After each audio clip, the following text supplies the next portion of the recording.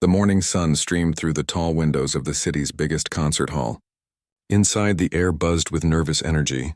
Kids in fancy clothes walked around with their parents, some practicing finger movements in the air, others humming quietly to themselves. It was the day of the state's junior piano competition. Young musicians from all over had come to show their skills. Some had been preparing for months. Others had famous teachers who charged hundreds of dollars per lesson. Near the back row sat a small 8-year-old girl with her mother. She wore a simple yellow dress that her grandmother had made by hand. Her shoes were a bit scuffed, not like the shiny patent leather ones the other kids wore, but her eyes sparkled with excitement as she watched everything happening around her. Her mother held her hand tightly. They had saved money for 6 months just to pay the competition entry fee. This wasn't just about music for them. This was about giving their daughter a chance, a door that might open to a better future. The girl swung her legs back and forth under the chair. She was too short for her feet to touch the ground. While other kids looked nervous or scared, she seemed calm, almost peaceful. She watched each performer walk onto the stage, listened to every note they played. Up front, 3 judges sat behind a long table. They were all important people in the music world. The woman in the middle taught at a famous music school. The man on the left had played in concert halls across Europe. The one on the right had written books about piano technique that students everywhere had to read. They had notebooks in front of them, ready to score each performance. Their faces were serious, professional. They had done this many times before. The competition had different age groups. First came the 5- and 6-year-olds playing simple pieces. Then the 7- and 8-year-olds with slightly harder music.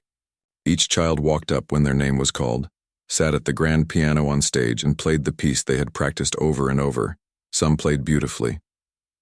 Their fingers danced across the keys like they were telling a story. The audience clapped warmly for them. Others got nervous and made mistakes. They would stop, start again, their hands shaking slightly. A few even started crying and had to leave the stage. The little girl in the yellow dress watched it all. She didn't look nervous like the others. When a kid played well, she smiled.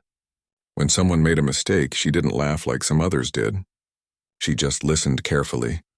Her head tilted slightly to one side. Her mother whispered to her occasionally, asking if she was okay, if she needed water, if she wanted to go to the bathroom before her turn. The girl just nodded and kept watching. She seemed completely absorbed in the music around her. The competition hall was beautiful. Red velvet curtains hung on the walls. The ceiling had painted designs that looked like clouds and angels. Crystal chandeliers sparkled overhead. The piano on stage was huge and black, so shiny you could almost see your reflection in it. Parents sat in the audience, some recording on their phones, others clutching programs so tightly the paper crumpled. You could tell which kid was performing by looking at the parents. They would lean forward, mouths slightly open, barely breathing until their child finished. Between performances, judges made notes and whispered to each other. Sometimes they nodded in approval. Other times they frowned slightly or shook their heads. Every score mattered. First place came with a trophy and, more importantly, a scholarship to a summer music camp where famous teachers gave lessons. The girl's mother had told her not to expect to win.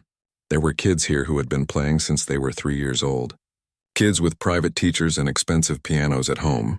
They lived in big houses and their parents drove fancy cars. Just do your best, her mother had said that morning. That's all that matters. But the girl didn't seem worried about winning or losing. She just seemed happy to be there, surrounded by music. When a particularly beautiful piece was played, her eyes would close briefly, like she was painting pictures in her mind with the sounds. Nobody in that audience knew what was about to happen. Nobody could have guessed that this quiet girl in the handmade yellow dress would soon do something that would leave everyone speechless. Something that the judges themselves couldn't do. Something that would change her life forever. The morning moved along, performance after performance. The competition was running smoothly. Everything was going exactly as planned. The judges were doing their job, the kids were playing their prepared pieces, and parents were nervously watching their children. But then, right in the middle of everything, something unexpected happened. The head judge stood up. She had an announcement to make. An announcement that would turn this regular competition into something nobody would ever forget. The audience grew quiet as she walked to the front of the stage. She held a piece of sheet music in her hand. and she had a smile on her face that suggested she was about to make things very interesting. Professor Helen stood at the front of the stage waiting for complete silence. She was the head judge, a woman in her 60s with silver hair pulled back in a neat bun. She had been teaching piano for over 40 years and had seen thousands of young musicians come through competitions like this. "Ladies and gentlemen," she began, her voice carrying across the hall, "we have a special addition to today's competition." Parents exchanged glances. Special edition? This wasn't in the program they had received. Some kids looked at their parents with worried expressions. They had practiced their pieces perfectly. They weren't ready for surprises. "We've decided to add a sight reading challenge," Professor Helen continued. She held up sheets of music for everyone to see. "This is something we don't normally do, but we want to test not just memorization but true musical ability." Whispers spread through the audience like ripples in a pond. Sight reading meant playing a piece of music you had never seen before. No practice, no preparation, just you, the piano, and a piece of paper with notes on it. "Now I know this might seem difficult," the professor said, adjusting her glasses, "but this is how we discover real talent. Anyone can practice one song 1,000 times. But can you actually read music? Can you understand it in the moment?" She walked slowly across the stage, her heels clicking on the wooden floor. "The piece we've selected is admittedly challenging. It's by a modern composer, someone you probably haven't studied yet. It has unusual time signatures and several key changes." One mother in the third row actually gasped out loud. "Key changes? For 8-year-olds?" Most of these kids were still mastering basic scales. They had learned their competition pieces one measure at a time, repeating them until their fingers knew exactly where to go without thinking. "This challenge is completely optional," Professor Helen assured everyone. "It won't count against you if you choose not to attempt it, but for those brave enough to try, it could earn you extra points." The other two judges nodded from their seats. They seemed excited about this idea, like they had planned it together during the break. One of them, a thin man with a gray beard, was actually smiling. He loved seeing young musicians pushed beyond their comfort zones. "To be fair," Professor Helen continued, "we'll demonstrate the piece first. That way you'll at least hear it once before attempting it." This seemed to relax some people. At least they would know what it was supposed to sound like. At least they would hear the melody, understand the rhythm. The professor walked over to the grand piano and sat down. She placed the sheet music on the stand in front of her. The other two judges got up from their table and joined her, standing on either side of the piano to look at the music. "This is a duet section here," the man with the gray beard explained, pointing at the paper, "and this part has some interesting syncopation." The third judge, a younger woman with red hair, leaned in to study the notes. "Oh, I see what they did here with the harmonica minor scale. Very clever. They were talking like music professors, using words most people in the audience didn't understand. Syncopation, harmonic minor, arpeggios." To the kids waiting to perform, it sounded like a foreign language. Professor Helen flexed her fingers and placed them on the keys. "Ready?" she asked her fellow judges. They nodded. She began to play. For the first few seconds, it actually sounded quite beautiful. Her fingers moved across the keys with the confidence of someone who had played for decades. But then she reached a section with rapid notes jumping between different octaves. Her hands hesitated. She frowned slightly, looking back at the sheet music. She tried again. This time she made it a bit further before stopping. "Wait," she said, studying the paper more carefully. "This time signature changes here, doesn't it?" The man with the beard leaned closer. "Yes, it goes from 4/4 to 7/8. Very unusual, and 7/8? Professor Helen looked surprised. "For a youth competition? That's quite advanced." She tried again. This time she got through the tricky time signature part, but then hit another problem. There was a section where both hands had to play complex chords while moving in opposite directions. Her left hand went up while her right hand went down, and somewhere in the middle they got tangled. She stopped, laughed a little. "Well, this is harder than I thought." The other two judges decided to help. The woman with red hair sat down next to Professor Helen on the piano bench. "I'll take the lower register," she offered. "You focus on the melody." Together, they tried to play the piece. But even with two experienced musicians working together, it was a struggle. They kept losing their place. The rhythm would be going smoothly, then suddenly they would hit a section that didn't make sense, where the notes seemed to jump around randomly. "Hold on. the bearded judge said, studying the music over their shoulders. "I think there's a repeat here that we missed." They backed up and tried again. But the repeat made it even more confusing. By the time they got halfway through the piece, all three judges were shaking their heads and laughing at themselves. The audience watched in growing amazement. If the judges couldn't play it, how were kids supposed to? These were professional musicians, people who had devoted their entire lives to music. And they were struggling like beginners. Finally, after several more failed attempts, Professor Helen stood up from the piano bench. Her face was slightly red, whether from embarrassment or effort, it was hard to tell.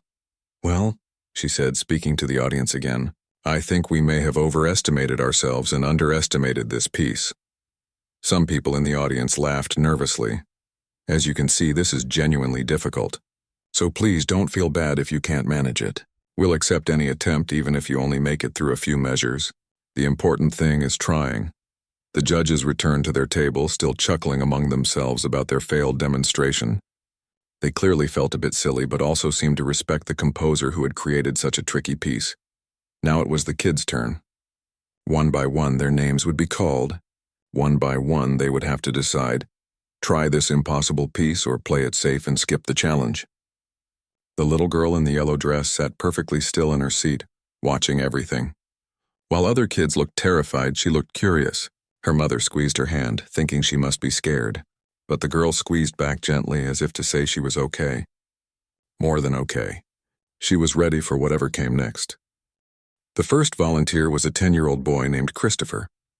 He came from a family of musicians. His father played violin in the city orchestra. His mother taught music at a private school. He had been taking piano lessons since he was 4 years old. Christopher walked up to the stage with confidence. He was tall for his age and wore a suit with a bow tie that made him look like a miniature businessman. He had already performed his prepared piece flawlessly and received high scores from the judges. "I'll try it," he announced, his voice not even shaking. The audience applauded his bravery. His parents beamed with pride from their seats in the second row. They had spent thousands on his musical education. Surely all those lessons would pay off now. Christopher sat at the piano and was handed the sheet music. He studied it for a full minute, his eyes scanning the notes carefully. You could see him counting in his head, trying to figure out the rhythms. His lips moved silently as he read. Finally, he placed his hands on the keys. He started playing. The first line went okay. His fingers found the right notes. But then came that first key change the judges had mentioned. His right hand shifted up the keyboard, but his left hand forgot to follow. The notes clashed, creating a sound that made people wince. He stopped. Started over. This time he made it past the key change, but then hit the section with the 7/8 time signature. He tried to count it out, whispering numbers under his breath. 1, 2, 3, 4, 5, 6, 7, 1, 2, 3, 4, 5, 6, 7. But his hands couldn't keep up with his counting. The rhythm fell apart. After 4 attempts, he gave up. "I'm sorry," he said quietly, standing up from the bench. "I can't do it." "That's perfectly fine," Professor Helen said kindly. "You did better than most people could. Thank you for trying." Christopher walked back to his seat, his face burning red. His confident walk from before was gone. Now he looked at his feet, avoiding eye contact with anyone. His parents tried to smile encouragingly, but you could see the disappointment in their eyes. Next came a 9-year-old girl named Lily. She attended a prestigious music academy across town. She had won 3 competitions already this year. When she played her prepared piece earlier, even the judges had looked impressed, nodding along to the music. But the sight reading challenge was different. Lily took one look at the sheet music and her confidence vanished. She sat at the piano for 30 seconds without playing a single note, just staring at the paper like it was written in code. "Take your time," one of the judges encouraged her. Finally, she started playing. She made it exactly 2 lines before her hands froze mid-measure. She looked at the music, looked at her hands, looked at the music again. Nothing connected. The notes on the paper wouldn't translate to movements in her fingers. Tears filled her eyes. She was used to being the best, used to winning.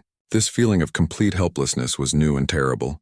Before anyone could say anything, she stood up and ran off the stage crying. Her teacher rushed after her. The audience sat in uncomfortable silence. This was supposed to be fun, supposed to be educational. Now it felt cruel. These were just kids after all. A few more children tried. A 7-year-old boy made it through 4 measures before getting lost. An 8-year-old girl with glasses played the right notes but in completely the wrong rhythm, making it sound like a different song entirely. A 9-year-old who had studied classical piano for 6 years refused even to try after seeing everyone else fail. "It's impossible," he said from his seat, crossing his arms. "Even the judges couldn't play it right. Why should we try?" His mother tried to convince him. "Just attempt it, honey. Do your best," but he shook his head firmly. "No way. I'm not going up there to embarrass myself." More kids declined. The judges started to look worried. They whispered among themselves at their table. This had seemed like a good idea earlier, a way to challenge the students and find exceptional talent. Now it just seemed like they were torturing children. "Maybe we should cancel this part," the bearded judge suggested quietly. "We can't now," Professor Helen replied. "We already announced it. Let's just get through everyone who wants to try."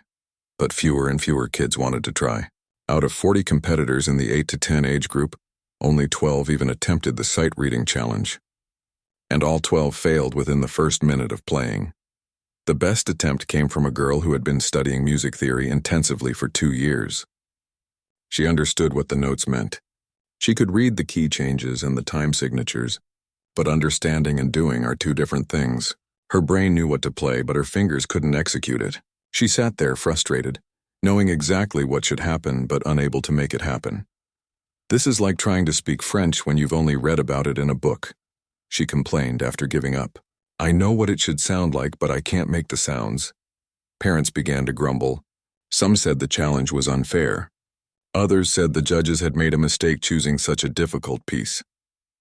A few were already gathering their things, ready to leave early. The energy in the hall had completely changed. Earlier there had been excitement and anticipation. Now there was frustration and disappointment. Kids who had felt good about their performances now felt inadequate. Parents who had been proud now felt angry that their children were being set up to fail. Professor Helen could feel the mood shifting. She was about to announce that they would end the sight reading challenge early, when movement in the audience caught her eye. The small girl in the yellow dress had raised her hand. She was sitting in the middle section, so far back that the judges had barely noticed her all day. Her hand went up slowly, politely, like a student in a classroom who knew the answer to a question. "Yes, dear," Professor Helen called out, squinting to see her better. "Did you have a question?" The girl stood up. Her voice was quiet but clear. "May I try?" The audience turned to look at her. Some people actually laughed, not meanly, but in disbelief. This tiny child in the homemade dress wanted to try what everyone else had failed. Her mother pulled on her arm. "Sweetheart, maybe not," she whispered urgently. "You saw what happened to the others." But the girl gently pulled her arm free. She looked at her mother with calm, steady eyes. "I want to try, Mama, please." Professor Helen checked her list. "You're not scheduled in the advanced category. You performed in the 8 and under group with the easier pieces." "I know," the girl said, "but you said anyone could try." "You said it was optional." The professor paused. Technically, the girl was right. They had said anyone could attempt it. Still, it seemed almost cruel to let this child embarrass herself after so many older, more experienced kids had failed. But something about the girl's expression made Professor Helen hesitate. There was no fear there, no doubt. Just a quiet certainty that was unusual in someone so young. "Very well," the professor said finally. "Come on up." The girl walked down the aisle toward the stage.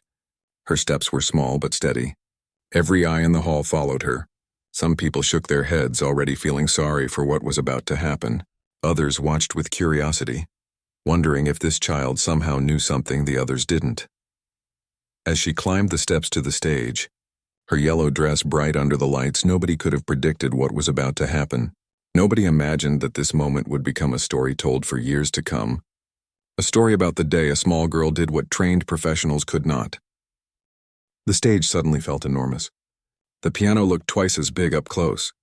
The lights were brighter than the girl had expected, making her squint slightly as she walked across the polished wood floor. Professor Helen met her at the piano bench. Up close, the girl looked even smaller. Her dress had tiny yellow flowers embroidered on it, done by hand. Her shoes were clean but worn at the toes. Her hair was pulled back in 2 simple braids.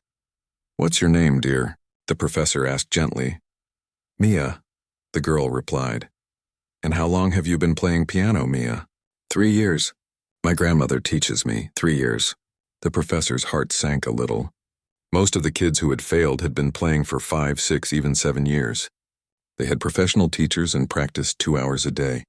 This child learned from her grandmother and had only been playing for 3 years. You know this is very difficult, right?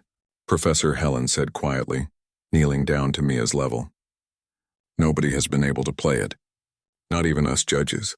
You won't hurt anyone's feelings if you decide not to try. Mia nodded. I know it's hard, but I still want to try. Is that okay? There was something in her eyes. Not stubbornness. Not pride. Just a simple desire to try to see if she could do it. Professor Helen had been teaching long enough to recognize genuine love of music when she saw it. This girl didn't want to win or show off. She just wanted to play. Okay, the professor said, standing up. Go ahead. She handed Mia the sheet music and stepped back. The audience was completely silent now. You could have heard a pin drop in that huge hall. Parents who had been ready to leave sat back down. Kids who had been playing with their programs stopped and watched. Mia climbed onto the piano bench. Her feet dangled several inches above the pedals. She was too short to reach them, which meant she would play without pedals at all. That made it even harder. The pedals helped smooth out the sound, connect the notes. Without them, every note had to be perfect on its own. She took the sheet music in her small hands. Her eyes moved across the first page, not frantically like the others had done, not with the desperation of trying to memorize. She looked relaxed, almost casual, like she was reading a story in a picture book. Someone in the audience coughed. Mia didn't react. She was completely focused on the music in front of her. Her lips moved slightly, but no sound came out. She was reading it, processing it, understanding it. 15 seconds passed. Then she set the music down on the piano's music stand. Her hands came up and hovered over the keys. She flexed her fingers once, twice, took a breath, and then she began to play. The first notes filled the hall clear and perfect. Her right hand started the melody while her left hand provided the bass notes. The rhythm was exactly right, steady and confident. People leaned forward in their seats. She reached the first key change, the spot where Christopher had stumbled. Her hands shifted smoothly, naturally, like she had played this piece 100 times before. No hesitation, no mistakes. Professor Helen's mouth fell open slightly. The other judges sat up straighter, glancing at each other with wide eyes. Mia continued playing. The difficult section with the unusual time signature came up. 7/8 time, the rhythm that had defeated everyone else. Her hands adapted instantly. 1, 2, 3, 4, 5, 6, 7. 1, 2, 3, 4, 5, 6, 7. The beats fell perfectly, creating a rhythm that sounded strange but beautiful. In the audience, Mia's mother had her hand over her mouth. Tears were already forming in her eyes. She had heard her daughter play before, of course, many times, but never like this. Never something so complicated. Never something she had just seen for the first time. The other parents watched in shock. Their kids had failed. Their kids with expensive teachers and years of lessons had failed. How was this little girl succeeding? Mia's face was peaceful as she played. Her eyes were half closed, like she was somewhere else entirely. Her fingers moved across the keys like they were dancing, like they knew exactly where to go even though she had never played this path before. The section where both hands had to move in opposite directions came next. This was where the judges themselves had gotten tangled up. Mia's left hand walked up the keyboard while her right hand walked down. They passed each other in the middle, playing complex chords that required her small fingers to stretch wide. Not a single wrong note, not even close. The bearded judge leaned over to Professor Helen. Is she reading that, or did she memorize it somehow? He whispered. She only looked at it for 15 seconds. The professor whispered back, her voice full of disbelief. Now Mia was in the second half of the piece, the part none of the judges had managed to reach. The music built in intensity, the notes coming faster, jumping across octaves. Her hands moved with incredible speed and accuracy. Left hand, right hand, left hand, right hand. A blur of movement that somehow produced perfect music. The dynamics were right too. Soft parts were gentle and delicate. Loud parts were powerful without being harsh. She understood the emotion of the piece, not just the mechanics. She wasn't just playing notes. She was making music. A difficult run of 16th notes came racing down the page. 16 notes in the space of one beat, each one needing to be clear and distinct. It was the kind of passage that took students months to master. Mia played it like breathing, natural and effortless. The audience had forgotten to breathe. Some people were recording on their phones now, fumbling to get their cameras out. This was something special, something they would want to remember, to prove it really happened. Mia approached the final section, a series of chords that resolved into a delicate melody, then one last powerful chord to end it. Her hands shaped each chord perfectly. The melody sang out clear and sweet. And then, with perfect timing, both hands came down together on the final chord. The sound rang out through the hall, echoing off the high ceiling. It sustained, beautiful and full, then gradually faded into silence. Mia's hands lifted from the keys. She sat still for a moment like she was coming back from far away. Then she turned on the bench and looked out at the audience with those same calm eyes. For 3 seconds, nobody moved. Nobody breathed. The silence was absolute. Then the hall erupted. People jumped to their feet. The applause was thunderous, filling every corner of the huge space. Parents were clapping so hard their hands hurt. Kids who had competed were cheering, no longer jealous, just amazed. Even the judges were on their feet, applauding with everyone else. Impossible, the red-haired judge kept saying. That's impossible. But it wasn't impossible. It had just happened. They had all seen it. This 8-year-old girl in a homemade dress had just played a piece that professional musicians couldn't manage. She had sight-read music that was meant to be far beyond her level. And she had played it perfectly from beginning to end without a single mistake. Mia stood up from the piano bench and gave a small, shy bow. The applause got even louder. Her mother was running toward the stage, crying openly now, her program forgotten on her seat. Professor Helen walked over to Mia, bent down, and looked her in the eyes. "How did you do that?" she asked, her voice full of wonder. Mia thought for a moment. "I don't know exactly," she said. "I just looked at it and I could see it. Like I could see the patterns, the way the notes connected to each other. It made sense to me." The professor shook her head slowly. In 40 years of teaching, she had never seen anything like this. Natural talent, yes. She had seen plenty of talented kids. But this was something else entirely. This was extraordinary. As Mia's mother reached the stage and swept her daughter into a tight hug, the other judges crowded around. They needed to talk to this family. They needed to understand what they had just witnessed. The competition wasn't over. There were still more performances to come, but everyone in that hall knew that nothing else that day would matter. The results had already been decided. The moment Mia's fingers had touched those keys, everything else became background noise. This wasn't just a good performance. This was the kind of moment that changed lives. The competition had to pause. Nobody could focus on anything else. Kids who were supposed to perform next couldn't stop talking about what they had just seen. Parents whispered excitedly to each other. The judges had completely abandoned their scoring sheets. Mia stood on the stage with her mother's arms around her, looking slightly confused by all the attention. She had just wanted to try the piece. She didn't understand why everyone was acting so surprised. Professor Helen approached them, the other 2 judges right behind her. "We need to speak with you both," she said to Mia's mother. "After the competition ends. It's very important." Mia's mother nodded, still wiping tears from her cheeks. "Did she do something wrong?" she asked worriedly. "I'm sorry if she wasn't supposed to try that piece." "I didn't know." "Wrong?" Professor Helen laughed, a sound of pure amazement. "She just did something I've never seen in my entire career." "No, she did nothing wrong. Quite the opposite." The judges wanted to ask Mia questions right there, but the competition had to continue. Other children were waiting, nervous and excited. So they reluctantly went back to their table, though they kept glancing at Mia as she and her mother returned to their seats. The rest of the performances felt like a blur. Kids played their prepared pieces, some well, some not as well, but nobody's heart was really in it anymore. Everyone kept thinking about what that little girl had done. How was it possible? What did it mean? During the break, parents clustered in small groups, discussing what they had witnessed. "Did you see how fast her fingers moved?" one mother said. "And she's so small. How can someone that small have such control?" "It's not just the technical skill," a father added. "It's that she understood the music. You could hear it in the way she played. She felt it." Some parents were envious. Their children had trained for years, spent thousands on lessons, practiced until their fingers hurt. And this girl shows up in a homemade dress and plays better than all of them combined. It didn't seem fair, but most people were just in awe. They had seen something special, something rare.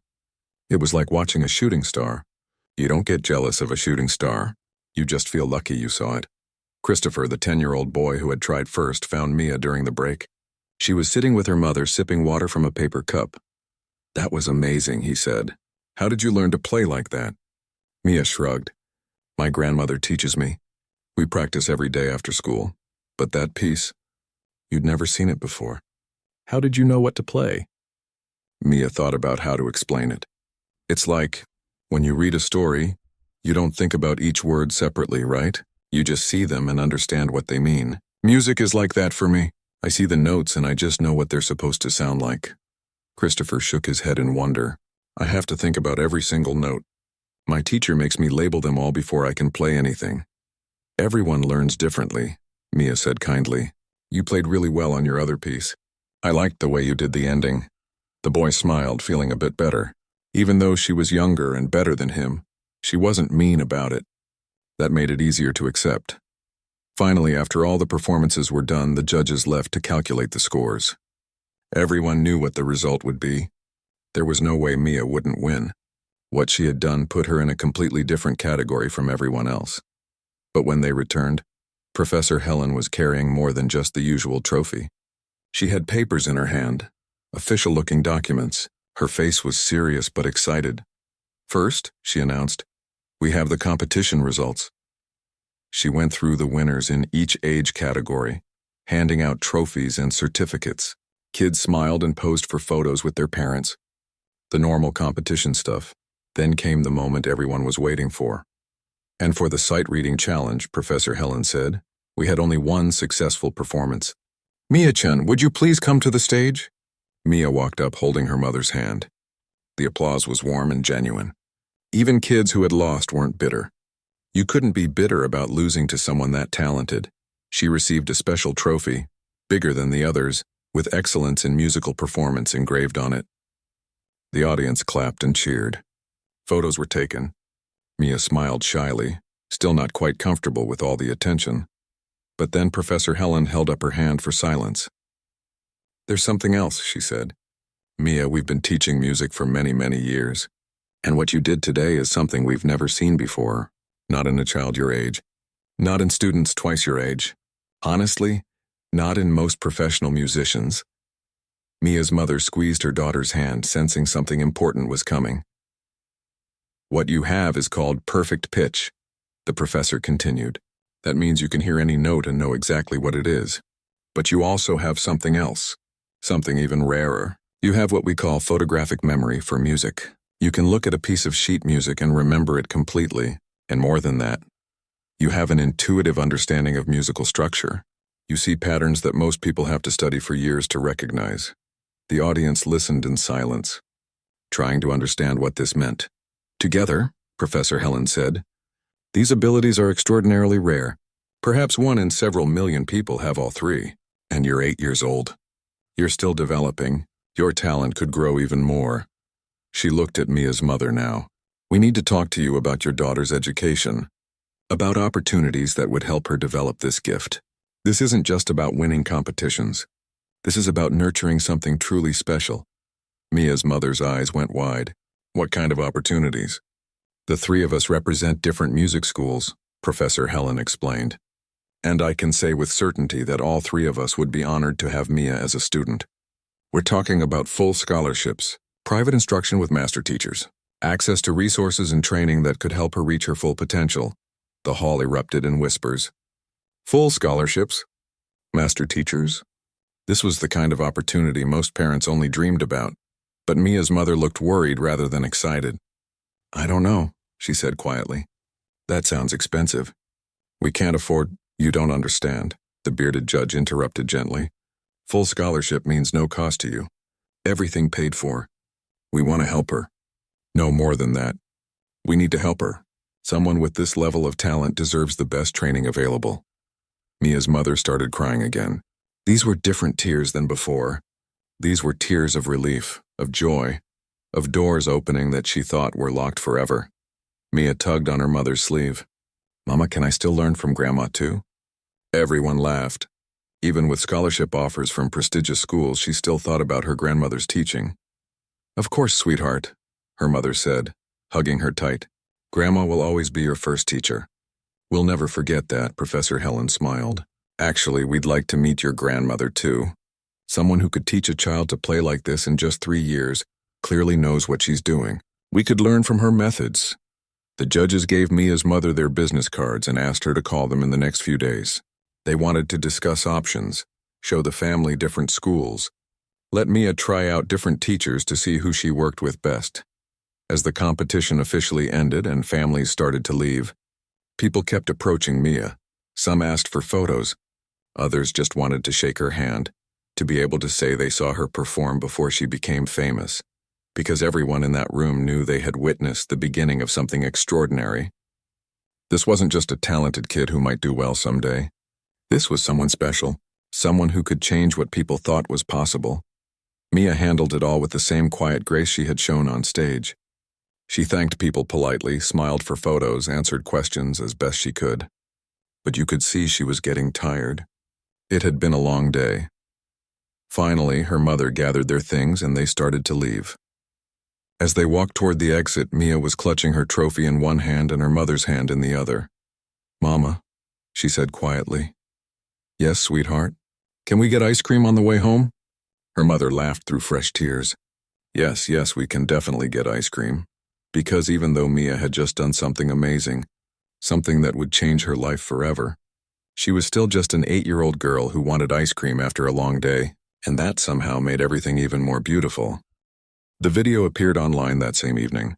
Someone had recorded Mia's performance on their phone and posted it with the caption, "8-year-old plays piece that judges couldn't. You have to see this to believe it." By morning, it had 10,000 views. By the afternoon, 50,000. People shared it on social media, sent it to friends, posted it in music forums. "Is this real?" People asked in the comments. This can't be real, but it was real. Dozens of people had been there. They confirmed the story in the comments. Yes, the judges really had struggled with the piece.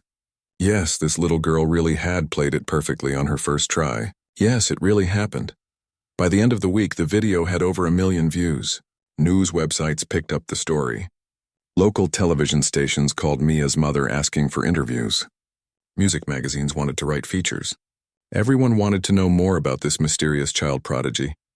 Mia's mother was overwhelmed. Their phone rang constantly. Strangers showed up at their door. People recognized them at the grocery store. Their quiet life had been turned upside down, but the scholarship offers were real too. Within 3 days, all 3 judges had followed up with detailed proposals. The most prestigious music academy in the state offered not just free tuition, but also a stipend to cover materials, transportation, everything. They wanted Mia to start as soon as possible. Mia's mother sat at their small kitchen table surrounded by papers and brochures. Beautiful campuses with practice rooms and concert halls. Famous teachers who had trained internationally acclaimed musicians. Opportunities most families could never dream of accessing. Mia's grandmother sat across from her, reading through the offers with wise, careful eyes. She was the one who had first noticed Mia's talent. When Mia was 5, she had hummed a complex melody after hearing it just once. The grandmother who had played piano in her youth recognized something special. She had started teaching Mia on an old upright piano in their living room. The piano was out of tune and missing several keys, but it was what they had. She taught Mia the way she had learned herself back in her home country, focusing on understanding music rather than just memorizing pieces. "What do you think, Mama?" Mia's mother asked her. In their family, the grandmother's opinion mattered most. She was the eldest, the wisest. The grandmother was quiet for a long moment. "These are good schools," she finally said. "The teachers are excellent. The opportunities are real. But she is still a child. She still needs to play, to have friends, to be young." The grandmother looked toward the living room where Mia was doing homework. "She loves music because it's fun for her. If we're not careful, we could turn it into work. Into pressure. We could take away the joy." Mia's mother nodded. She had the same worry. She had seen news stories about child prodigies who burned out. who grew to hate the thing they once loved, because too much was expected of them too soon. The question is, the grandmother continued, does she want this? Have we asked her? They called Mia into the kitchen. She came carrying her math workbook, a pencil tucked behind her ear. She looked at all the papers spread across the table with curiosity. Her mother explained the offers as simply as she could. Special schools where she would learn from famous teachers, chances to perform in big concerts, opportunities to develop her talent, but, her mother said carefully, it would also mean more work, more practice time, maybe less time for other things. We want to know what you want. This is your life, sweetheart. What makes you happy? Mia thought about it, her face serious. She was only 8, but there was an old soul in those young eyes. I like playing piano, she said, but I also like my school. I like my friends. I like drawing pictures and reading books and playing outside. Do you want to go to a special music school? Her mother asked. Maybe, Mia said slowly, but not if it means I can't do other stuff too. Playing piano is fun. I don't want it to stop being fun, her grandmother smiled. That's very wise, little one. They decided on a compromise. Mia would continue at her regular school, but would take private lessons twice a week with one of the master teachers who had offered to work with her. The academy agreed to this arrangement, saying they wanted to support her development in whatever way worked best for her. The lessons started 2 weeks later. Mia's first teacher was an older man who had performed in concert halls across 3 continents. His studio was in a beautiful old house filled with antique instruments and framed photos of famous musicians. He was gentle with Mia, recognizing immediately that her gift was something that needed to be nurtured carefully, not pushed. He didn't give her harder and harder pieces to prove how good she was. Instead, he focused on helping her understand why music worked the way it did. You have instinct, he told her during their second lesson. That's rare and precious, but instinct plus knowledge, that's when you become truly great. He taught her music theory, but not in a boring way. He showed her how patterns repeated across different composers, how a piece from 1700 could use the same structure as one from 1950, how music was like a language with grammar and rules, but also room for creativity. Mia absorbed everything. She asked questions constantly. Why does that chord sound sad? What makes this rhythm feel like dancing? Her teacher loved her curiosity. Too many students just wanted to play the notes correctly. Mia wanted to understand the music itself. At her regular school, things were strange for a while. Kids had seen the video. Everyone knew about the competition. Some classmates treated her like she was suddenly different, special, untouchable. But Mia didn't act any different. She still played tag at recess, still shared her snacks with friends, still got frustrated when she couldn't solve a math problem. Gradually, things returned to normal. She was still just Mia, who happened to be really good at piano. There was one difficult moment. A girl in her class, someone who also took piano lessons, became jealous and mean. You think you're so special, she said one day at lunch. Just because you can play piano doesn't make you better than everyone else. Mia looked at her confused. I don't think I'm better than anyone. Then why do you get special lessons? Why does everyone make such a big deal about you? Mia didn't have a good answer. She hadn't asked for any of this. She just played a piece of music because she wanted to try it. Everything that came after was other people's reactions, not her choice. Her teacher, noticing the tension between the girls, pulled them aside. Everyone has something they're good at, she told them. Mia's good at piano. You, she said to the other girl, are amazing at soccer and art. You have talents too. Different talents. That's what makes the world interesting. It helped a little. The jealousy didn't disappear completely, but it became manageable. Meanwhile, the offers kept coming. Not just from schools, but from concert organizers, competition directors, even recording companies. Everyone wanted a piece of the viral piano prodigy. Mia's mother had to hire someone to help manage all the requests. A kind woman from the music academy volunteered to act as Mia's informal manager, helping filter opportunities and protect the family from being overwhelmed. No became the most common answer. No to most interview requests. No to reality TV shows that wanted to follow Mia around. No to competitions that wanted her as a guaranteed winner to attract attention. No to anything that felt like it was using her rather than helping her. They said yes to a few things. A small feature in a classical music magazine. A brief appearance at a fundraiser for music education in schools. A short performance at a community concert, where all the proceeds went to buying instruments for kids who couldn't afford them. Mia's grandmother made sure the girl stayed grounded. Every day after school, before any special lessons or practice, Mia had to do her regular homework. She had to clean her room. She had to help set the table for dinner. Fame didn't exempt her from normal life. Talent is a gift, her grandmother told her, but character is a choice. We choose every day to be kind, to work hard, to be humble. That's more important than any piano performance. 3 months after the competition, Mia performed in her first real concert. Not a competition, just a concert. A local orchestra was doing a program of music by living composers, and they invited Mia to play a short piano piece. She was nervous. This was different from the competition. This was in front of hundreds of people who had paid money specifically to hear music. They had expectations. Her grandmother helped her pick out a dress for the performance. Not fancy, just nice. Blue with white flowers, and comfortable shoes that she could actually walk in. Backstage before the performance, Mia felt her hands shaking. Her teacher came to check on her. "Nervous?" he asked. She nodded. "Good," he said.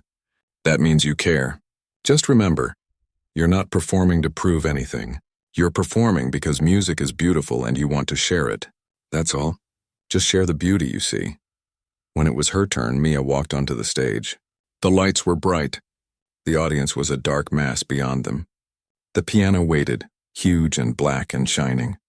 She sat down, adjusted the bench, and took a breath. Then she began to play, and just like at the competition, the nervousness disappeared the moment her fingers touched the keys. There was only the music, the notes flowing from her hands like water from a fountain. The melody. 2 years passed. Mia was 10 now, taller but still small for her age. She wore her hair shorter, just past her shoulders, because long braids took too much time in the morning and she had a busy schedule. Life had found a rhythm. Regular school during the day with her friends. Piano lessons twice a week with her master teacher. Practice time every evening, but never more than 2 hours. Her mother and grandmother made sure of that. 2 hours maximum. Then she had to do something else. Read, play, watch television, be a normal kid.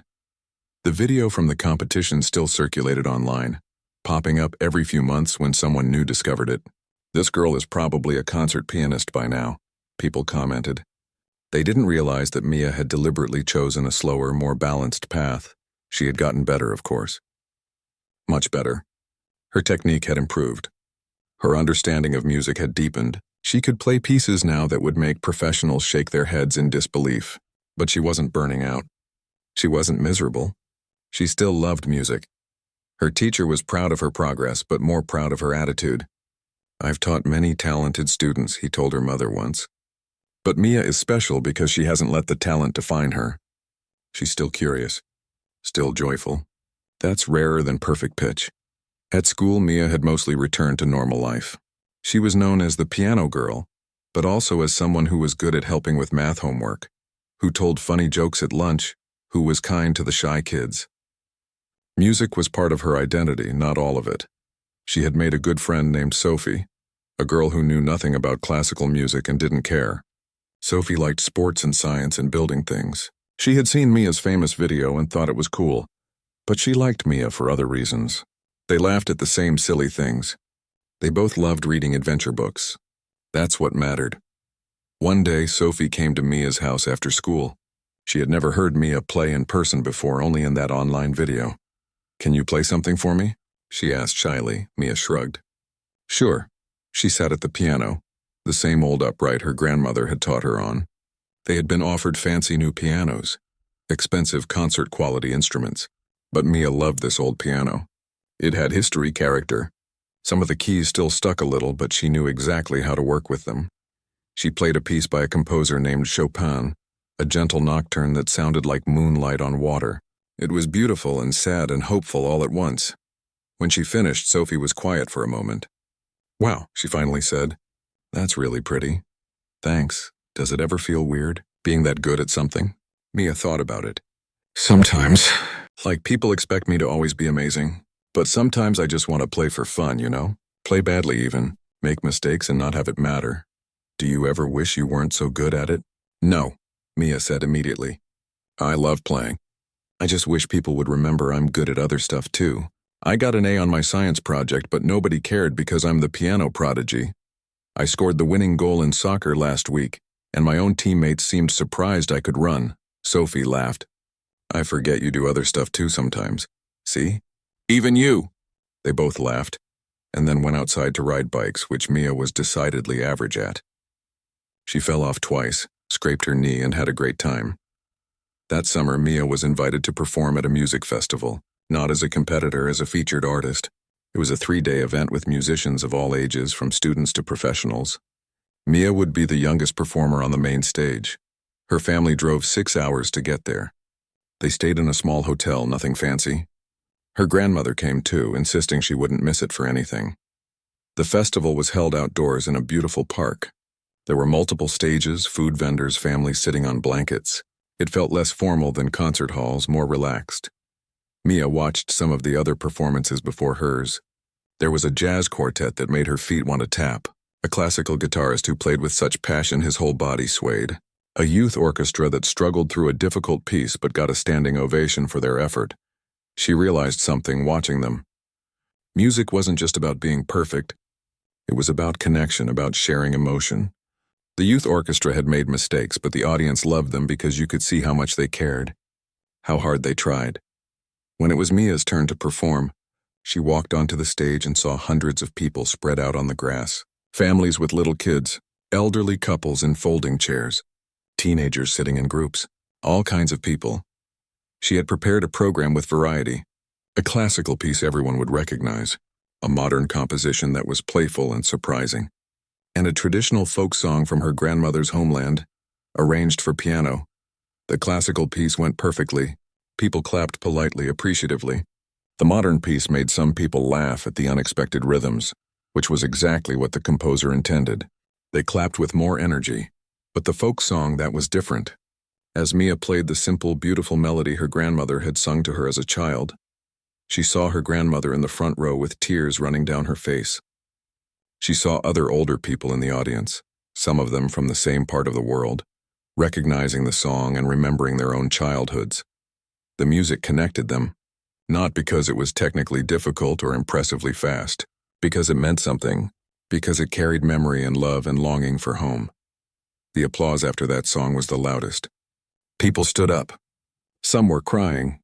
Mia's grandmother came to the stage afterward and hugged her for a long time, whispering, "Thank you, little one. Thank you for remembering where we come from." After the performance, people came up to talk to Mia, but they didn't just talk about her technique or her talent. They told her stories. That song reminded me of my mother. My grandfather used to hum that tune. I haven't heard that melody in 40 years. Mia understood then that music wasn't really about her at all. It was bigger than her. She was just a person who could play the notes.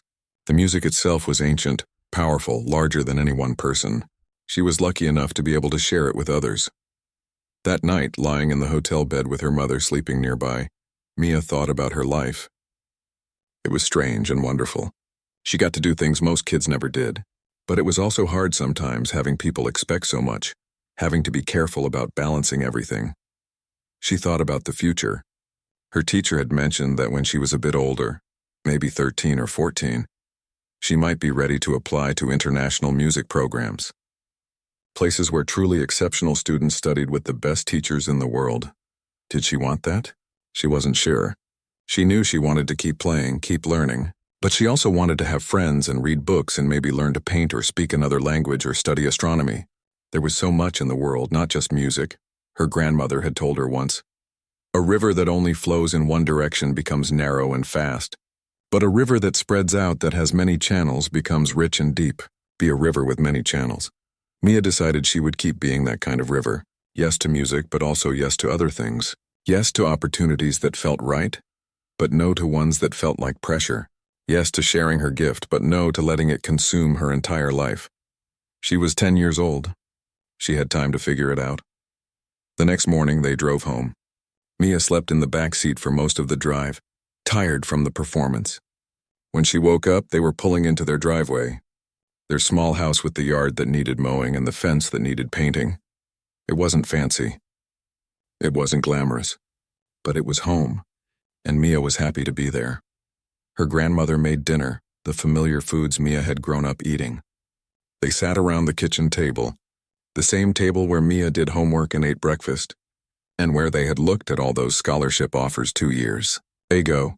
You did beautifully yesterday, her mother said. The folk song was perfect, her grandmother added. You played it exactly right. Not too fast, not too slow. You understood it. Can I have seconds? Mia asked, holding out her plate. Her mother laughed. Yes, of course. After dinner, Mia didn't feel like practicing. She just wanted to sit on the porch and watch the sunset. Her grandmother joined her, sitting in the old rocking chair. Are you tired of it? Her grandmother asked. The music? The performances? No, Mia said. I still love it. But I love other stuff too. Is that okay? That's more than okay. That's perfect. Her grandmother rocked slowly. You know, I played piano when I was young. Not as well as you, but I played. I gave it up when I got married, had children. I thought I had to choose between music and life. Do you regret it? Sometimes. But then I taught you, and I got to experience music again through your eyes, your ears, your hands. Maybe that's better than if I had kept playing myself.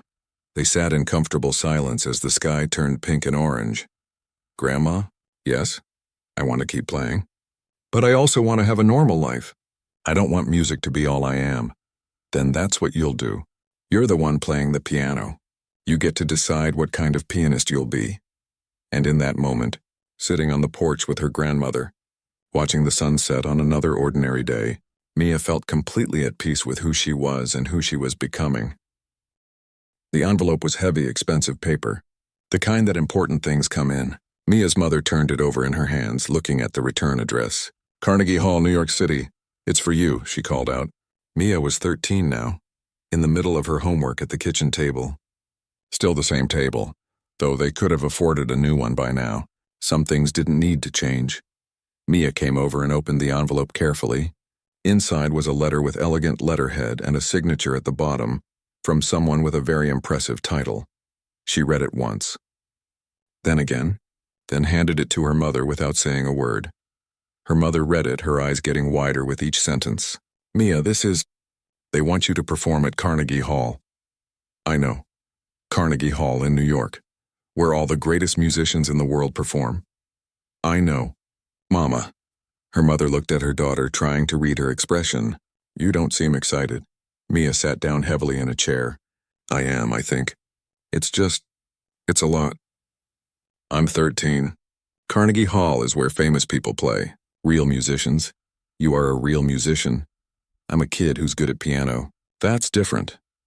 Her grandmother had been listening from the doorway. She came in now and sat down with them. Tell us what you're really feeling, little one. Mia was quiet for a moment. I'm scared. What if I mess up? What if everyone expects me to be as good as that video from 5 years ago and I'm not? What if I'm just normal now and everyone is disappointed? Her grandmother took her hand. First, you're not normal at piano. You're still extraordinary. But second, and more important, who cares if people are disappointed? You're not performing for them. You're performing because you love music. But this is Carnegie Hall. It's a building. A very nice building with excellent acoustics, but still just a building. You've played in concert halls before. You've played in that outdoor festival. You even played at your school talent show last month. It's all the same. You, a piano, and music to share. Mia's mother was already thinking practically. When would it be? Mia looked at the letter again. 6 months from now, June, right after school ends. That gives you time to prepare. What would you play? Over the next few weeks, Mia and her teacher selected pieces carefully. Nothing too flashy, nothing trying too hard to impress. Just beautiful music played honestly. They chose a mix of classical and contemporary, familiar and surprising. The news spread quickly. The girl from the viral video was going to perform at Carnegie Hall. Media outlets picked up the story. The video from the competition resurfaced, getting millions of new views. People remembered her, wondered what happened to her, were excited to see what she could do now. Mia tried to ignore most of it. She focused on school, on her friends, on practicing, but not over-practicing. Her teacher reminded her constantly that the goal wasn't perfection. The goal was to share music she loved with people who wanted to hear it. At school, things got weird again for a while. Kids who had forgotten about her musical talent suddenly remembered. Teachers mentioned it in class. "We have a celebrity among us," one said, which made Mia want to sink into her chair and disappear. But Sophie, still her best friend, kept her grounded. "It's cool and all," she said, "but can you help me with this algebra homework? Because I'm definitely going to fail this test." Mia laughed and helped her with algebra, because that's what friends did. The months passed. Practice happened, but so did life. Mia went to her friend's birthday party. She tried out for the school soccer team and made it, though she rarely got to play in actual games. She got a B on a history test and was disappointed in herself, not because of piano, but because she actually liked history and thought she had studied enough. She was becoming a teenager with all the normal teenage stuff. Growth spurts that made her clumsy, moods that swung for no reason, caring more about what her friends thought, wondering about her future in ways she hadn't before. Music was still important, maybe the most important thing. But it wasn't the only thing. She had become exactly what her grandmother hoped she would be, a river with many channels. Finally, June arrived. They flew to New York, Mia's first time on an airplane. Her mother, grandmother, and teacher all came with her. They stayed in a hotel near the concert hall, and Mia insisted on walking past it the night before her performance. Carnegie Hall at night, lit up, people streaming in for some other performance. It looked magical and terrifying at the same time. "A lot of people have played here," her teacher said quietly. "Some became famous. Others didn't. But everyone who plays here shares one thing. They love music enough to stand on that stage and be vulnerable. To risk failure for the chance to create something beautiful. What if I freeze? What if I forget everything? Then you freeze. You remember. You start again. The world doesn't end.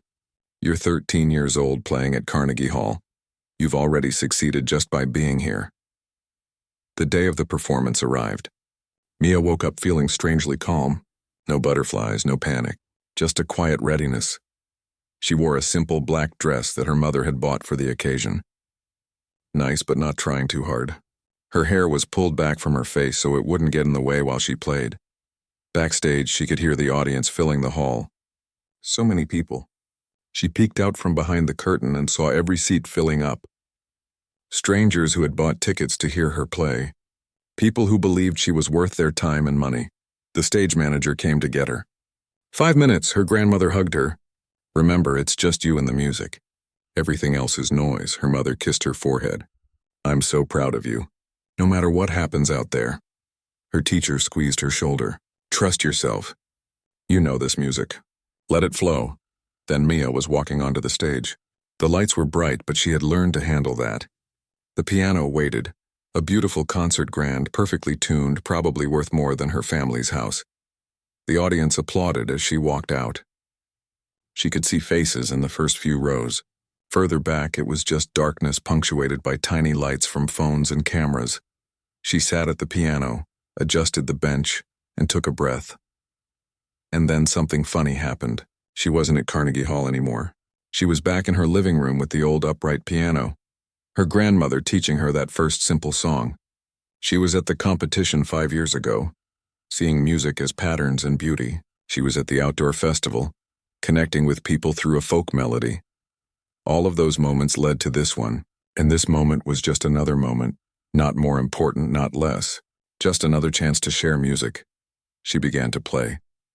The first piece was by a composer she had loved since she was small. Her fingers knew every note, but more than that, her heart knew every emotion. The music poured out, natural and true. Between pieces, the audience applauded warmly. Mia stood, bowed, sat back down. She wasn't nervous anymore. She was home. This was what she was meant to do. Not because she was a prodigy, but because music was how she spoke to the world. The final piece was the folk song from her grandmother's homeland, the same one she had played at the festival. But this time, she had arranged it differently, added her own variations, made it something new while honoring its roots. As she played, she thought about her grandmother learning this song as a child, her grandmother teaching it to her, and now her, sharing it with hundreds of people in one of the most famous concert halls in the world. Music traveling through generations, across continents, connecting past and present. The last note faded into silence. For a heartbeat, the hall was perfectly quiet. Then the audience erupted. People stood applauding, some shouting, "Brava!" Mia stood and bowed, and the applause got louder. She bowed again. The applause continued. She looked toward where her family sat and saw her grandmother standing, tears streaming down her face, clapping harder than anyone. Her mother was crying too, and even her normally composed teacher was wiping his eyes. Mia realized she was crying as well. Not from nervousness or fear, but from pure joy, from the overwhelming feeling of having done something she loved, something that mattered, something that connected her to people across time and space. The applause finally faded. Mia left the stage, her legs shaking now that the performance was over. Backstage, she was surrounded by congratulations from staff, from other musicians who had been watching, from important people whose names she didn't catch. But all she wanted was her family. She found them waiting in the hallway, and her grandmother opened her arms. Mia ran to her like she was 5 years old again. Not 13, not a Carnegie Hall performer, just a granddaughter who loved her grandmother. "You did it," her grandmother whispered. "You stayed true to yourself. That's the hardest thing." Later, after the crowds dispersed and the excitement faded, they walked through New York City at night, just the four of them, eating pizza from a street vendor, completely ordinary. What happens now? Her mother asked. Mia thought about it. More opportunities would come, she knew. More performances, more offers, more doors opening. But she also knew what she wanted. "I go home," she said. "I finish 8th grade. I hang out with Sophie. I practice piano because I love it, not because I have to. And then, who knows? Maybe college, maybe more concerts. Maybe I become a teacher like Grandma. Maybe I do something completely different."